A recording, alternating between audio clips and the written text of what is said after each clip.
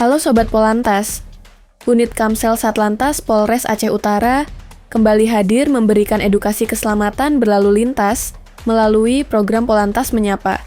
Pada Kamis, 20 November 2025, personel turun langsung ke Puskesmas Baktia untuk menyapa para tenaga kesehatan dan masyarakat yang sedang berkunjung. Kegiatan ini sekaligus menjadi bagian dari pelaksanaan Operasi Zebra Seulawah 2025 yang berlangsung sejak 17 hingga 30 November mendatang. Melalui pendekatan humanis dan edukatif, Satlantas Polres Aceh Utara terus mengajak masyarakat untuk lebih sadar akan pentingnya tertib berlalu lintas. Tujuannya jelas, meningkatkan keselamatan, menekan angka pelanggaran, serta mencegah terjadinya kecelakaan demi mewujudkan Kamsel Tipcar Lantas di wilayah Aceh Utara.